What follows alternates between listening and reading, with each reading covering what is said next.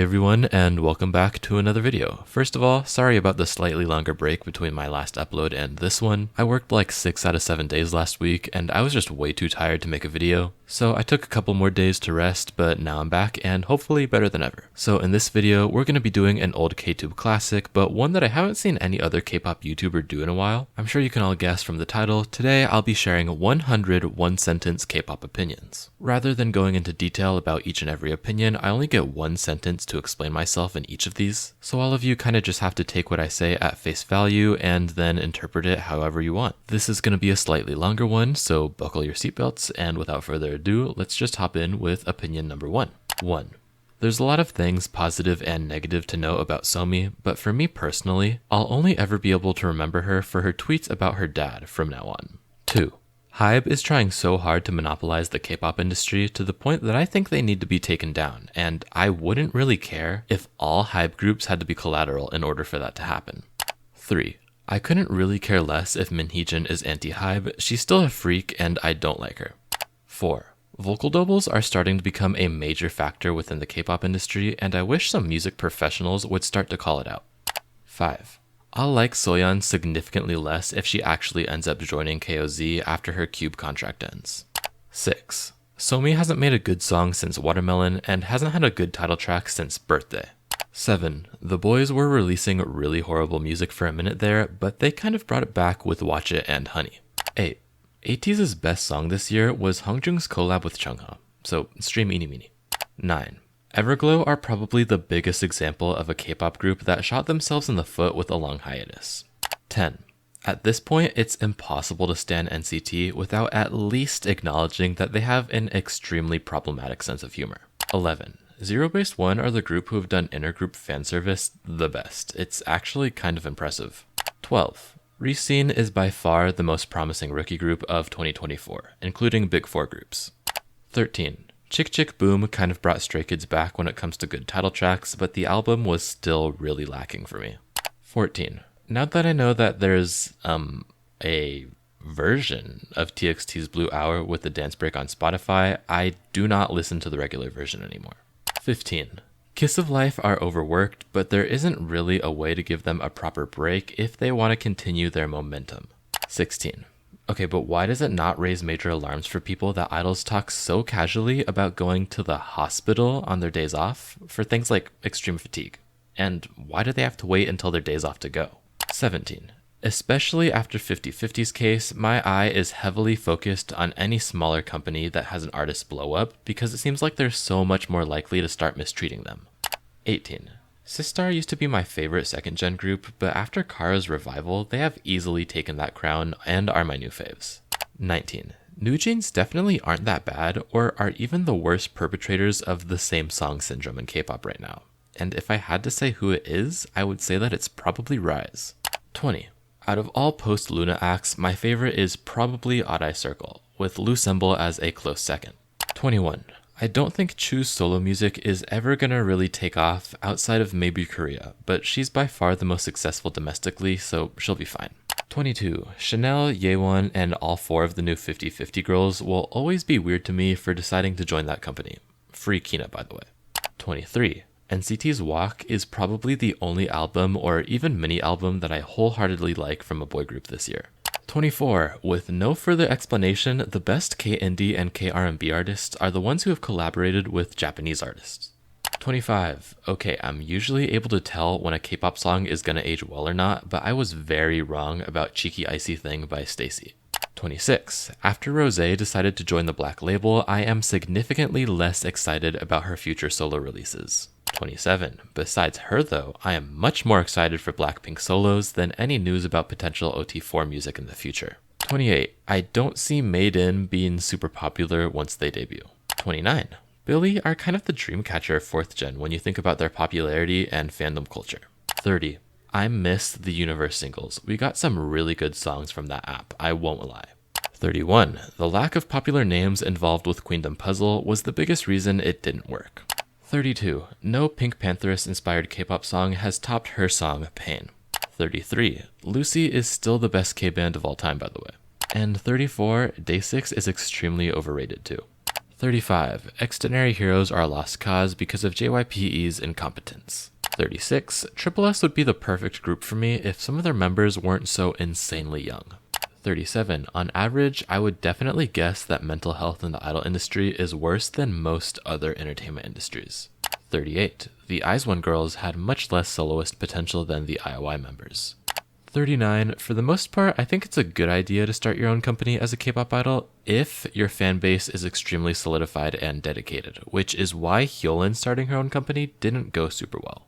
40. I think I might be the only person outside of Korea who still genuinely likes and keeps up with Kang Daniel in 2024. 41. ITZY's best album is still Checkmate, but their highest highs when it comes to B-sides are from Crazy in Love.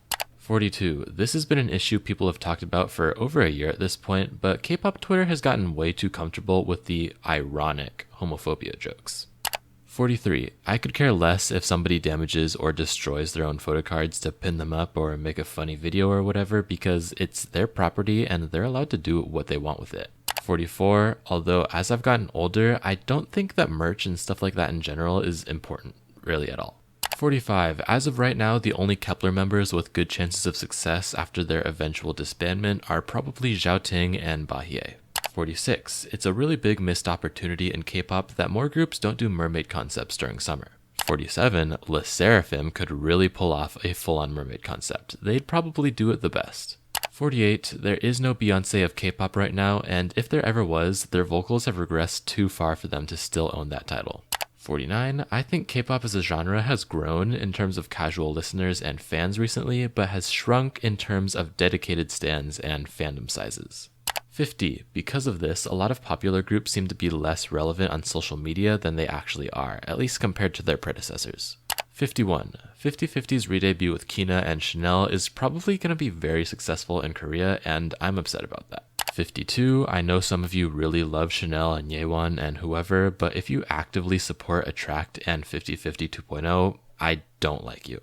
53, and the last of the 50/50 opinions in this video, I know they're re-debuting, and I wish I could say everyone should support Sena, Aran, and Shio's re-debut in the second half of this year, but they're under a frankly horrible company in IOK Entertainment, and I'm not optimistic about it.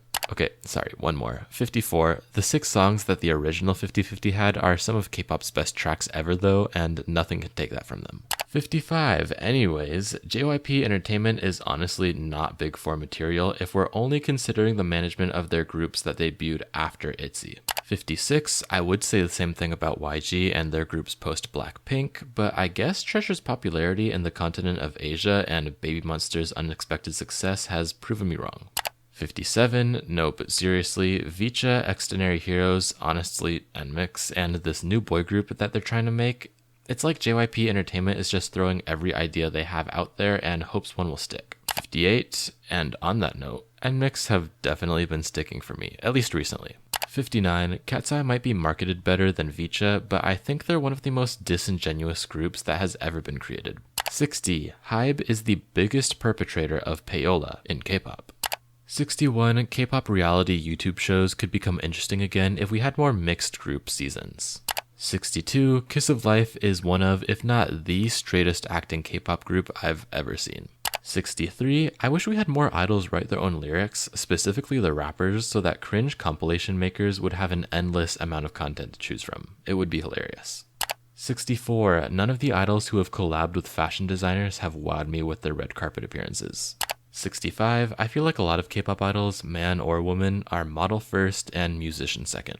66. K-pop fans will basically never be able to give unbiased opinions when it comes to actual scandals or controversies. 67. It's very telling that ARMYs always throw around the word misinformation when a BTS member gets into a scandal because they're basically just saying quote-unquote fake news without any evidence to support their arguments. 68. I want Black Swan to be famous so badly, but they have one of the most inconsistent musical identities I've ever seen. 69. That being said, Roll Up is probably the group's best project as a whole, and it's definitely worth a listen or two. 70. A Blackpink member, preferably Jennie, should do everything in her power to secure a collab with Charlie XCX. 71. Aespa have still not topped the Savage mini-album. 72. Girls on Top and Super M should never come back, at least not with their original lineups. 73. As long as they're not being problematic, cringe lyrics and moments and whatever should be more so ignored than hated on by K-pop fans. 74. Over Me from Boyz Planet might have topped Rumor as the best survival show original song. 75. Hype hates Promise and wants them to disband, but the girls are too powerful for that. 76. Eunice are doomed to be a mid-tier group at best. 77. Some groups are min-maxing, meaning that they're trying to see how minimal effort they can put towards making good music while still receiving the maximum support from their fandoms. 78. Boy groups were on an upward slope for a while, but I fear we're going back towards them making horrible music on the usual again. 79. Red Velvet have solidified themselves as the best big three third-gen girl group. Not that their competitors made it hard for them these past few years though. 80. I don't even stand them, but I think I-DLE's Midnight Fiction might be the best song to come out of 5th gen K-pop. 81. Riize's Wonbin probably has the most soloist material out of any 5th gen idol right now. His album hasn't even come out yet, but based on his pre-releases, NCT's Jaehyun is coming for the crown of best solo release of 2024. 83. Blackpink's Shutdown has aged like milk, to be honest. 84. I hate how talking about reading sexual K-pop fanfics is becoming somewhat normalized as a joke on Twitter. 85. Yes, Supersonic is another Tinashe Superlove ripoff, but it's a really good one, so I will be streaming it.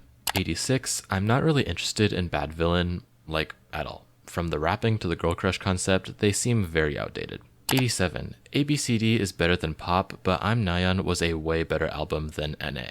88. I don't have any proof, but I'm fairly sure that a lot of K-pop accounts on TikTok and Twitter are paid by entertainment companies to talk about their groups. 89. Ryan Jae-hun is a horrible producer. 90. Not that I necessarily want this, but K-pop would be a little bit more interesting if we had groups actively and visibly beef with each other again. 91. I don't think the term dozen is overused in K-pop, but I do think it's a sort of loser activity if you're obsessed with giving idols that label. 92. This is gonna make me sound insane, but we need more furry music in K-pop, a la Cat and Dog by TXT. 93. After Orange Caramel, Busoksoon, and Dojae Jung, I think 3-member subunits might be the key to having good music and charting well. 94. There low-key wasn't a good vocalist in Island 2. Like, Jungin and Jiyoon are definitely not bad, but they need way more vocal training to actually be good. 95. Pixie and GWSN are the biggest examples of group that had everything they needed to succeed, except a good company. Maybe Priston too. 96. Kiss of Life needs to give Julie longer rap verses. 97. B2B's Minhyuk is honestly the hottest man to ever exist. 98. ISAC is so unpopular that it's honestly not even a good promotional event for idols to attend anymore. 99. A global TikTok ban would be good for the artistic integrity of the K-pop industry. And 100. The average IQ of K-pop idols is probably way lower than the rest of the world's population. And that concludes my 100 one-sentence opinions. I hope I didn't make any of you too mad, but if I did, I am sorry.